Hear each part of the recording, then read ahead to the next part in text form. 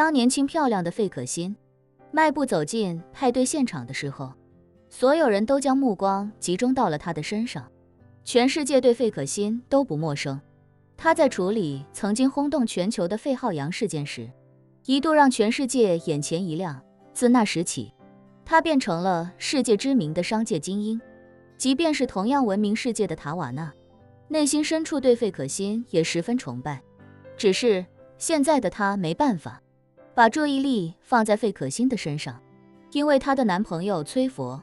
至今仍然没有开始按照她的要求剪辑视频，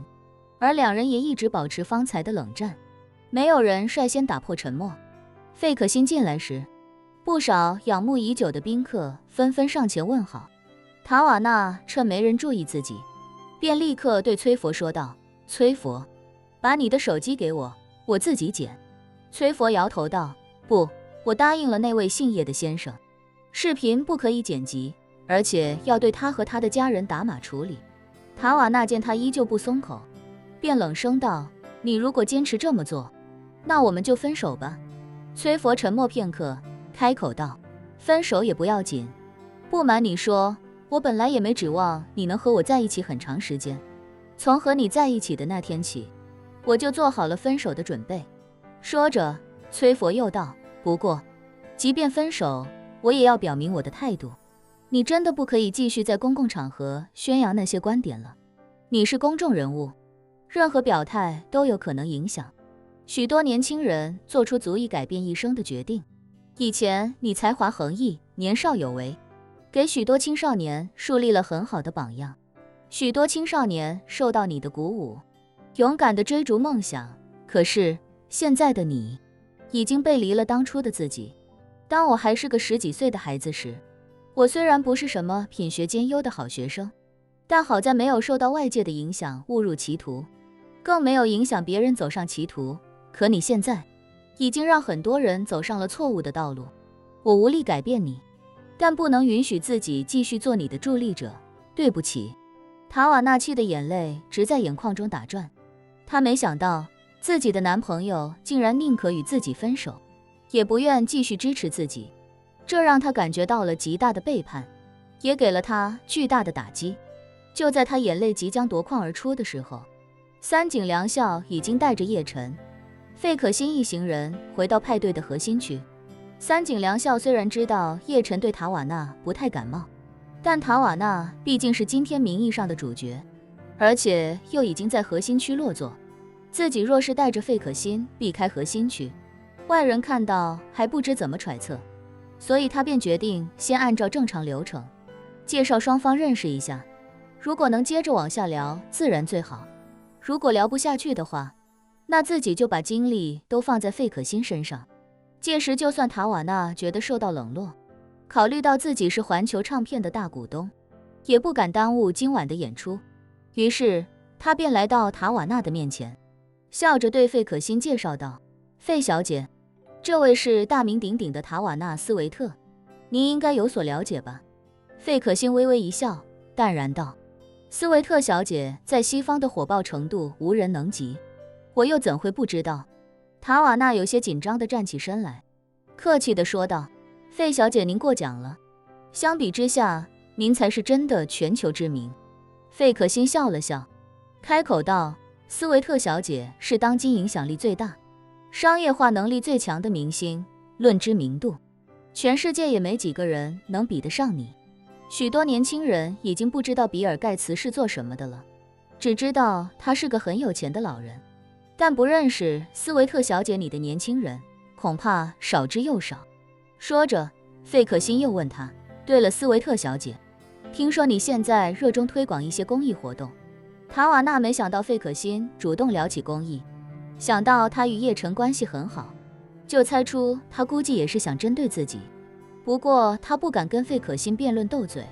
于是便尴尬地说道：是做了一点公益方面的活动，做得不太好，上不得什么台面，让费小姐见笑了。费可欣看着他，非常认真地说道：斯维特小姐，我有一个建议，不知道你愿不愿意听一听。塔瓦纳赶忙虚心地说道：费小姐请说，我一定认真倾听，认真学习。费可欣淡然道，学习谈不上，只是我的一点小总结。说着，他有些严肃地说道，从我个人的经验和这些年观察的心得来看，做公益最好的是用钱发出的声音，一定要比嘴巴发出的声音更大。塔瓦纳下意识地问，钱的声音要比嘴巴大，您具体指的是什么意思呢？费可欣道，很简单，用华夏的古话说，无非就是少说话，多做事。你想为某个群体争取更好的待遇，默默捐款好过高调发声，因为一旦这件事翻车了，第一个被拖下水的往往就是声音最大的那个。塔瓦纳明白了费可欣的意思，他是隐晦地提醒自己说的太多了。他虽然心里不忿，但也不敢与费可欣争论，只能一脸虔诚地说道，费小姐说的对，实在是受教了。费可欣点了点头，看似随意实则故意地说道，国内的情况对某些之前一直比较跳脱的人来说不太乐观，据我所知，已经有一部分人不敢再回去了，斯维特小姐也要多加小心。费可欣这番话让塔瓦纳顿时紧张起来，一时间仿佛若有所思。就在这时，三井良校的助理再次走了过来，在三井良校的耳边低声说道，先生，外务省来人了，他们还带了几个美国人，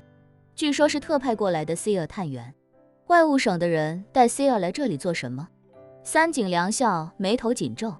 外务省是专门负责外交事宜的，他们带着美国来的 SEAL， 难道是要办什么重要的案子？助理也是一头雾水，开口道，我已经核实了他们的证件，都没问题。不过我问他们来这里做什么，他们直说涉及机密，无可奉告。三井良校喃喃道，可能是来找我的，让他们进来，我仔细问问。助理点点头，立刻走了出去。很快，几名西装革履的日本人带着几名穿黑色西装、戴黑色模型的白人男子走了进来。走在前面的日本人速度很快，将自己的证件双手递交给三井良校，恭敬道，三井先生，在下是外务省的长谷川一郎，这几名 SEAL 是美国大使馆派来的特工，他们要找塔瓦纳斯维特小姐了解一点事情。三井良校没想到这些人竟然是来找塔瓦纳的，还没回过神来，一名表情冷峻的白人男子便上前一步，对塔瓦纳说道，塔瓦纳斯维特小姐你好，我是 SEAL 特工皮特·罗杰，有点事需要你跟我们去一趟大使馆，时间紧迫，最好现在就走。